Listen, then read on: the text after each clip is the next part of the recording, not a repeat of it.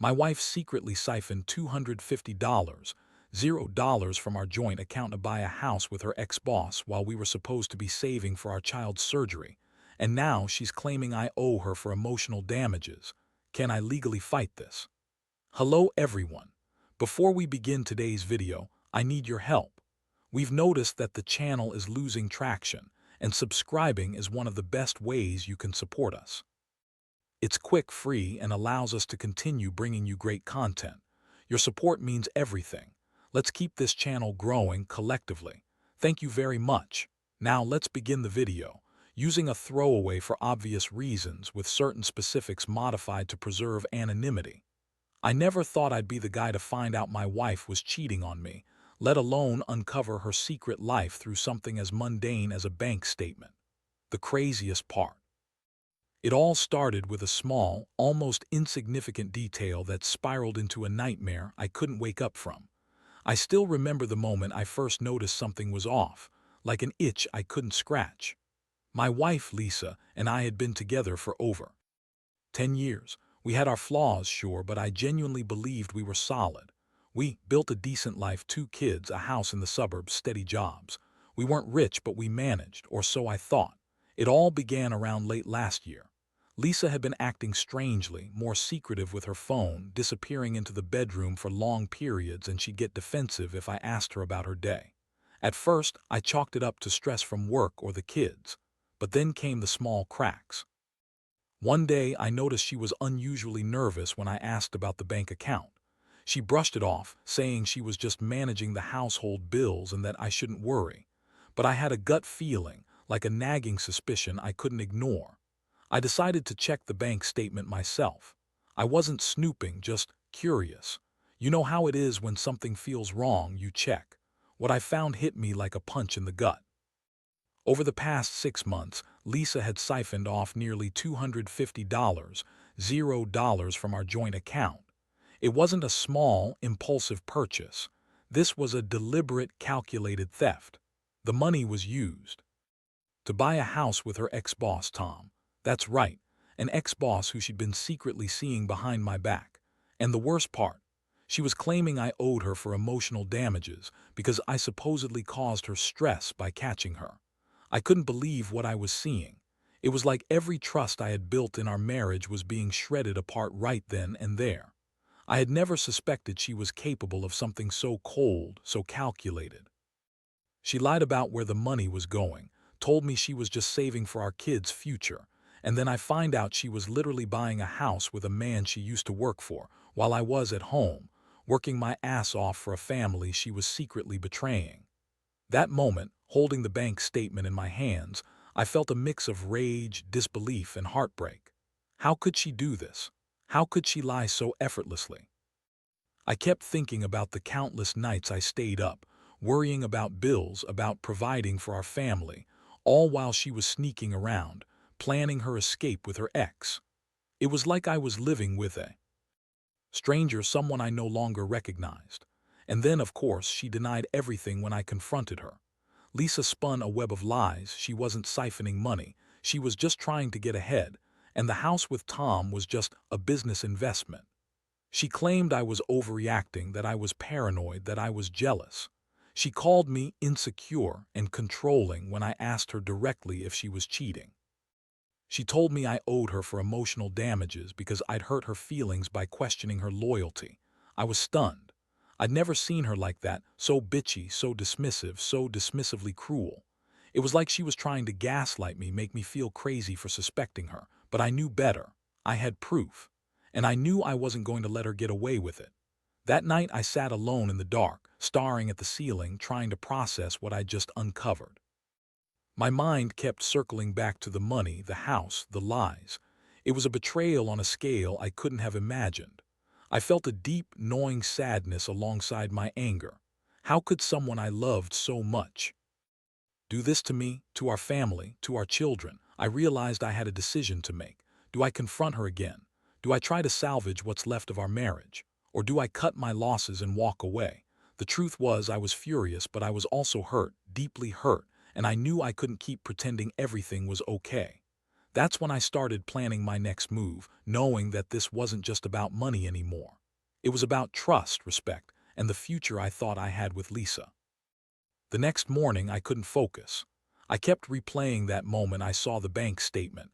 The numbers burned into my mind like a scar. I had to get answers, but I also knew that confronting her again wouldn't be easy. Lisa had a way of twisting things, making herself the victim, and I wasn't about to get caught up in her manipulations again. Still, I needed to hear her side, even if I already knew what the truth was. I decided to approach her carefully, pretending everything was normal at first. I made coffee, tried to act casual, but inside I was boiling with questions.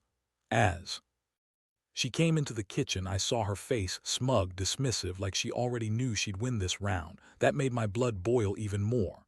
"Hey, Lisa," I started, voice steady but cautious. "Can we talk, just us for a minute?"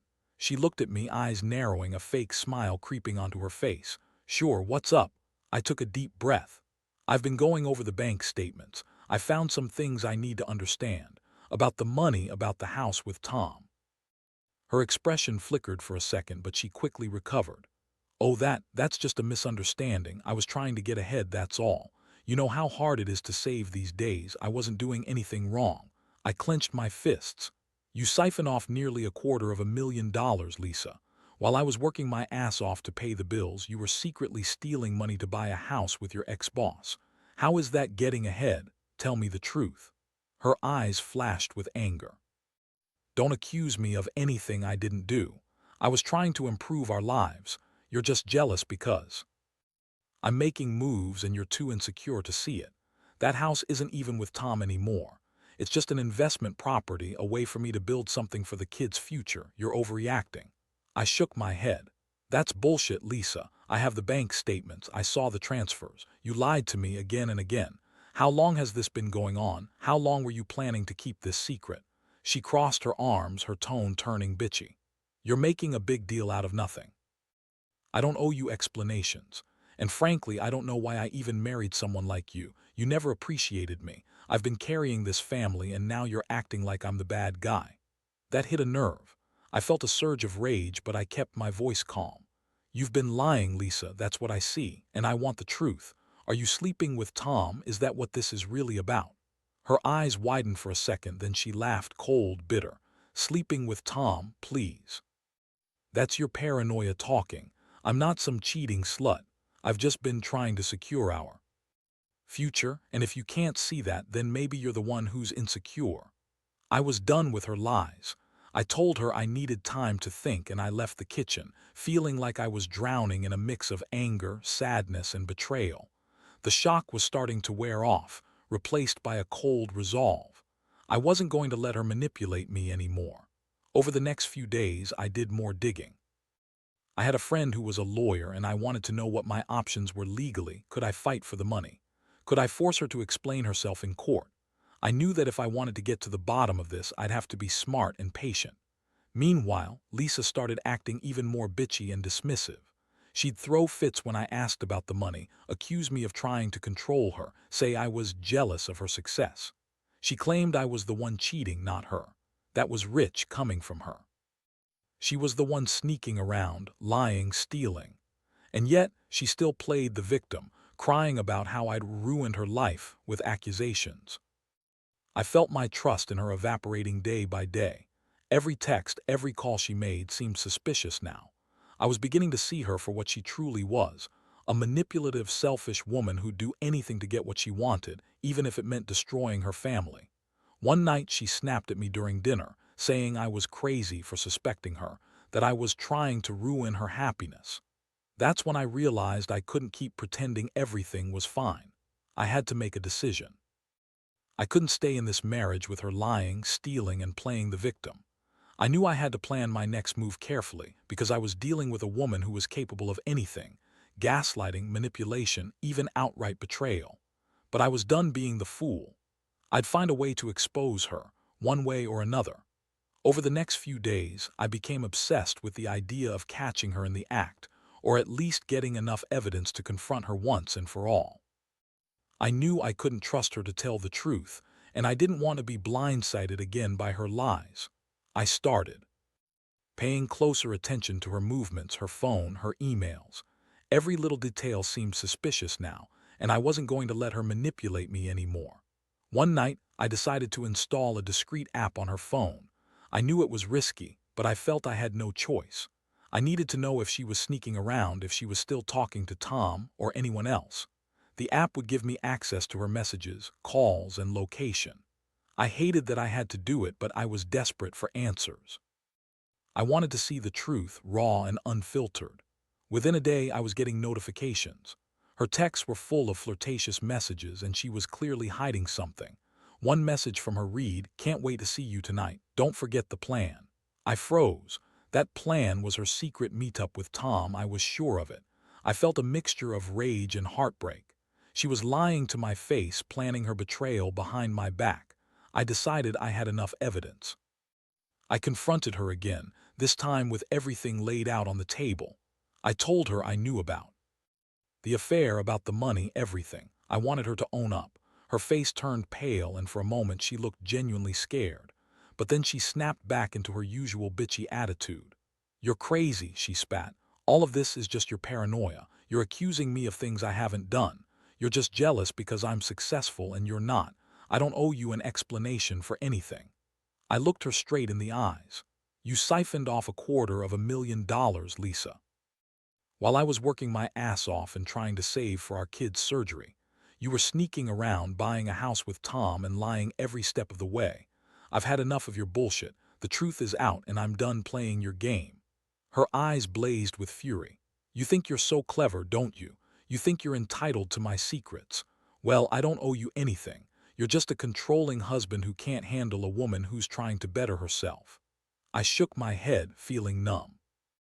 I knew this was the point of no return. I couldn't keep pretending she was innocent, and I couldn't keep living in her web of lies. I told her I was leaving, that I'd file for divorce, and that I'd take her to court over the money. She looked at me with pure disdain, like I was dirt beneath her feet. That night I packed a bag and left. I didn't want to be around her anymore, not with her venomous words and manipulations. I stayed at a friend's place, trying to process everything. The betrayal weighed so heavily on me, I felt like I was drowning. But at least now I had clarity. She was a liar, a thief, and a cheat, and I was done being her victim. In the days that followed, I contacted a lawyer. I wanted to know what my legal options were.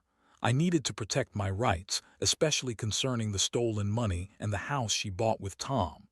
I was prepared to fight her in court if I had to, because I knew she'd try to spin it all in her favor.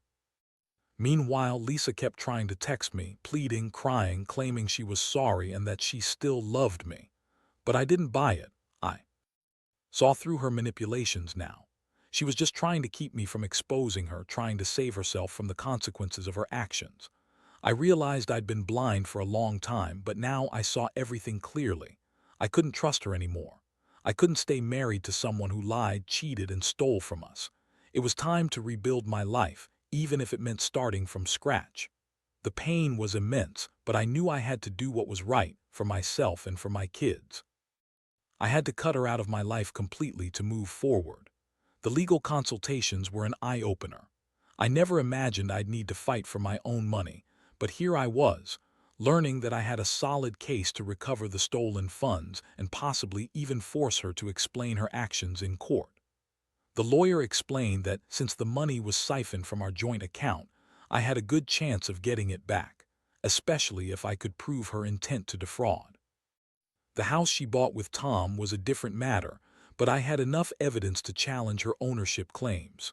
Meanwhile, Lisa's attempts to reach out grew more desperate. She sent me long, tearful messages claiming she'd made a mistake, that she'd changed, and that she still loved me. She even begged me to come back, promising she'd stop seeing Tom and make everything right. But every word felt like a dagger. I saw through her lies now. She was just trying to manipulate me, to keep me from exposing her true nature. One day, I decided to confront her directly, face to face. I told her I was done playing her game, that I'd given her enough chances. I told her she was done lying, that I had enough evidence to prove her betrayal and theft. I warned her that if she didn't come clean and return the money, I would take her to court and make sure she paid for everything she had stolen. She looked at me with a mixture of anger, contempt, and something else. Fear, maybe. She tried to deny everything again, but I cut her off. I told her I was filing for divorce and I was going to fight for custody of the kids. Her face twisted in a sneer and she spat. "You're just mad. Because I don't want to stay married to a loser like you. You're going to regret this." That was the moment I realized she wasn't going to change. She was a manipulative, bitchy woman who thrived on control and lying. I knew I had to act fast. I started gathering all the evidence, bank statements, text messages, emails, even recordings of her calls, where legal. I wanted to build a case that would not only recover the money, but also prove her pattern of deception and betrayal. Meanwhile, the house with Tom was still a thorn in my side. I couldn't believe she'd gone to such lengths, stealing from us, lying about everything, and then buying property with her ex-boss. It was like she'd been planning this for months. I felt like I'd been played for a fool, and the betrayal cut so deep I wondered how I'd ever trust anyone again. Money was a huge part of this mess, but it wasn't just about the dollars. It was about respect, loyalty, and the vows we took. I kept asking myself how Lisa could be so selfish, so manipulative, so damn heartless. She'd lied to me, stolen from me, and now she was trying to guilt-trip me into staying, claiming I owed her emotional damages because I'd hurt her feelings by finding out the truth. That really pissed me off. I realized her whole act was just another manipulation. She wanted to make me feel guilty, to guilt me into backing down, but I was done with her games. I decided I'd fight her in every way I could, legally, emotionally, financially. I was determined to get justice, even if it meant destroying her in the process. The worst part: I still loved her. A part of me wanted to believe she'd change, that maybe she'd see what she'd lost and come back. But deep down, I knew that wasn't going to happen, not after everything she'd done. I had to accept that I was going to lose her and that I was going to have to rebuild my life without her. I started making plans, moving out of the house, hiring a lawyer, and preparing for the inevitable court battles. It was a terrifying prospect, but I knew I couldn't keep living under her shadow. I had to stand up for myself, for my kids, and for what was right. As I looked at the mess she'd created, I felt a strange mixture of anger and relief. Anger at her betrayal and relief that I finally saw her for what she truly was. I was angry she'd stolen from us, lied to my face, and tried to manipulate me into staying. But I was also relieved because I knew I was finally taking control of my life again. The road ahead wouldn't be easy, but I was done being the victim. It was time to fight back, no matter what it took. The court preparations took up most of my focus after that.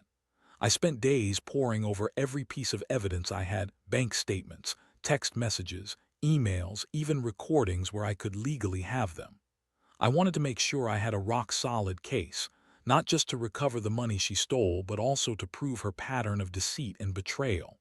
The more I dug, the more I realized how deeply she'd lied, not just about the money, but about everything. Lisa's attempts to contact me grew more frantic.